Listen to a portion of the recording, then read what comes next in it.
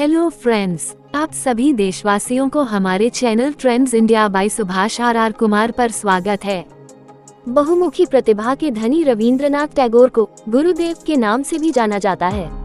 वे Nobel पुरस्कार से सम्मानित किए जाने वाले पहले भारतीय थे।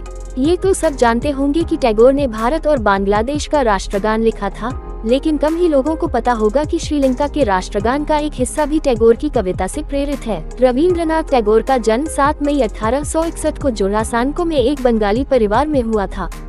भारत में 7 मई तो वही बांग्लादेश में टैगोर की जयंती 9 मई को मनाई जाती है। रविंद्रनाथ टैगोर के पिता का नाम देवेंद्र नाथ टैगोर था, जबकि माता शारदा देवी थी। वे 14 भाई बहनों में सबसे छोटे थे। टैगोर बचपन से ही पढ़ाई में बहुत अच्छे थे। उनकी आरंभिक शिक्षा सेंट जेवियर स्कूल से हुई। साल 1878 में इंग्लैंड के ब्रिजस्टोन पब्लिक स्कूल में पढ़ने गए। इसके बाद लंदन यूनिवर्सिटी से लॉ की पढ़ाई की, लेकिन 1880 में बिना डिग्री लिए ही देश लौट आए। इसके बाद उन्होंने फिर से लिखना शुरू किया। रविंद्रनाथ टैगोर ने भारत का राष्ट्रगान जन गण मन तो लिखा ही है। इसके साथ ही उन्होंने बांग्लादेश का राष्ट्रगान अमार सोनार बांग्ला भी लिखा है। श्रीलंका के राष्ट्रगान का एक हिस्सा भी टैगोर की कविता से प्रेरित है। टैगोर कवि, संगीतकार, नाटककार, निबंधकार ही नहीं, बल्कि साहित्य की कई विधाओं में निपुण थे।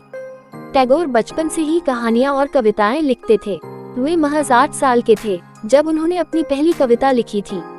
16 साल की उम्र में टैगोर की पहली लघु कथा शॉर्ट स्टोरी प्रकाशित हो गई थी।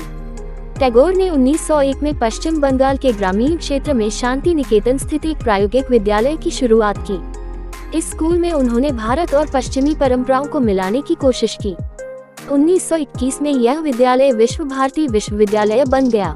टैगोर दूसरे व्यक्ति थे जिन्होंने विश्व धर्म संसद को 2 बार संबोधित किया। इसके पहले स्वामी विवेकानंद ने धर्म संसद को संबोधित किया था। टैगोर ने कई कविताएं और पुस्तकें प्रकाशित की। काव्य रचना गीतांजलि के लिए रविंद्रनाथ टैगोर को 1913 में साहित्य में नोबेल पुरस्कार मिला।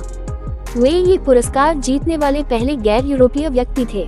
हालांकि टैगोर ने इस नोबेल पुरस्कार को सीधे स्वीकार नहीं किया, बल्कि उनकी जगह पर ब्रिटेन के एक राजदूत ने ये पुरस्कार लिया था। ब्रिटिश सरकार ने रविंद्रनाथ टैगोर को सर की उपाधि से भी नवाजा था, लेकिन जलियांवाला बाग कांड साल 1919 के बाद उन्होंने इस उपाधि को वापस कर दिया था। टैगोर बैरिस्टर बनना चाहते थे। उनके बारे में कहा जाता है कि रविंद्रनाथ टैगोर को कलर ब्लाइंडनेस था। उन्हें प्रोस्टेट कैंसर था। 7 अगस्त 1941 को रविंद्रनाथ टैगोर का निधन हो गया। दोस्तों, हमारे द्वारा दी गई जानकारी आपको कैसी लगी? कृपया कमेंट बॉक्स में अपनी राय दें और हमारे channel trends India by Subhash R Kumar को लाइक और सब्सक्राइब जरूर करें। धन्यवाद।